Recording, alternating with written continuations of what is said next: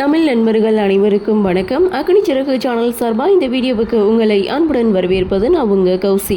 கார்த்திக் ரேவதி சீரியலுடைய அடுத்த எபிசோடுக்கான ப்ரோமோ என்ன அப்படின்றத பார்க்கலாம். அதுக்கு முன்னாடி இது வரைக்கும் நம்ம சேனலை நீங்கள் சப்ஸ்கிரைப் பண்ணலன்னா பண்ணிக்கிறங்க. கூடவே இருக்க பெல் ஐக்கானையும் கிளிக் பண்ணி அதில் ஆல் அப்படின்ற ஆப்ஷனையும் கிளிக் பண்ணிக்கிறங்க.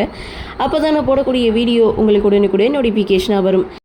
லாஸ்ட் எபிசோடை பொறுத்த வரைக்கும் விருமனுடைய சகலை ராஜராஜனை அரெஸ்ட் பண்ணி ஸ்டேஷனில் கொண்டு போய் வச்சிட்றாங்க. அங்கே இருக்கிற ஒரு அம்மா மூலமாக இந்த விஷயத்தை தெரிஞ்சுக்கிட்ட கார்த்தி நேராக ஸ்டேஷனுக்கு போகிறாங்க. மாமாவை விடுவிக்க சொல்கிறாங்க. ஆனால் போலீஸ் மேலே கை வச்சதுனால நான் எஃப்ஐஆர்லாம் போட்டுட்டேன் அப்படின்னு சொன்னதும் இது எல்லாமே பிளான் பண்ணி செய்கிற மாதிரி தான் தெரியுது. அந்த யாக பூஜை நிற்கக்கூடாது, அதை நல்லபடியாக நடத்தணும், அதுக்கு நீங்கள் தான் போகணும் மாப்பிள்ள அப்படின்னு சொல்லி ஸ்டேஷன்லேருந்து கார்த்தியை கோவிலுக்கு அனுப்பி வைக்கிறாங்க. ஸ்டேஷன்லேருந்து வந்த கார்த்தி நடந்த எல்லா விஷயத்தையும் இங்கே இருக்கவங்க எல்லாருக்கிட்டையும் சொல்லும்போது இந்த யாக பூஜை இனிமேல் நடக்காது அப்படின்ற மாதிரி விருமன் ஒரு பக்கம் பிரச்சனை பண்ண. ஸோ அந்த இடத்துல ஒரு சாமியார் வந்து ரத்த சம்பந்த உறவு தானே பண்ணணும் அப்படின்ற மாதிரி சொல்லிட்டு பேரங்கூட பண்ணலான்னு சொல்லி அங்கேருந்து போயிடுறாரு.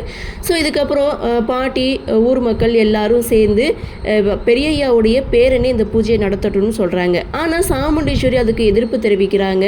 ஒன்று என்னுடைய புருஷன் இந்த பூஜையில் உட்காரணும், இல்லைனா என் வீட்டு மாப்பிள்ளை என் மருமகன் தான் அந்த பூஜையில் உட்காரணும் அப்படின்னு சொல்லிட்டாங்க. ஸோ பாட்டிக்கு ரொம்ப சந்தோஷமாக இருந்தாலும் அந்த இடத்துல பிரச்சனை பண்ணுற மாதிரி என்னுடைய பேரன் தான் இந்த பூஜையை நடத்தணும், அவனுக்கு தான் எல்லா உரிமையும் இருக்குன்னு பாட்டி சாமுண்டீஸ்வரி கிட்ட சண்டை போட்டாலும் கடைசியில் பார்த்தீங்கன்னா சரி ஓகே ரேவதியை கட்டின புருஷனும் எனக்கு பேர மாதிரி தான் அப்படின்னு சொல்லி கார்த்தியை யாக பூஜையில் இங்கே சாமுண்டீஸ்வரி உட்கார வைக்கிறாங்க. ஊர் மக்கள் எல்லாருக்குமே சந்தேகம் வருது, என்னடா இது இவங்க மருமையனை உட்கார வைக்கிறேன்னு சொல்லிட்டு கடைசியில் பெரியய்யா பேரனையே உட்கார வைக்கிறாங்களே. சரி எப்படியோ இந்த யாக பூஜை நல்லபடியாக நடந்தால் போதும் அப்படின்ற மாதிரி எல்லாருமே சைலண்ட்டாக இருக்காங்க.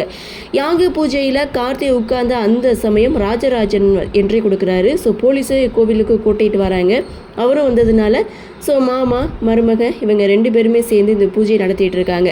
ப்ரோமோ அப்படின்னு பார்க்கும்போது கார்த்தி ரேவதிக்கு நன்றி சொல்கிறாங்க. இவங்க ரெண்டு பேரும் வீட்டில் நின்று பேசிகிட்டு இருக்காங்க. ஸோ இதை பார்க்கும்போது எந்த ஒரு பிரச்சனையும் இல்லாமல் இந்த பூஜை நல்லபடியாக நடந்து முடிஞ்சிருக்கு அப்படின்றது இந்த ப்ரோமோ மூலமாகவே தெரியுது.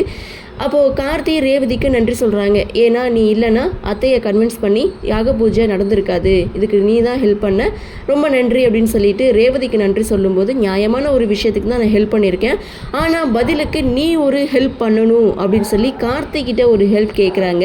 கார்த்தி என்னவா இருக்கும் அப்படின்ற யோசனையோடு நின்றுட்டுருக்காரு. ஸோ அப்படி என்ன ஹெல்ப் கேட்க போகிறாங்க அப்படின்ற எதிர்பார்ப்போட இந்த ப்ரோமோவை முடிச்சிருக்காங்க. சரி என்ன நடக்குது, என்ன மாதிரியான சுவாரஸ்யத்தோடு கதைக்கள நகர்வை கொண்டு வராங்க அப்படின்றது நாமளும் பொறுத்திருந்து பார்க்கலாம்.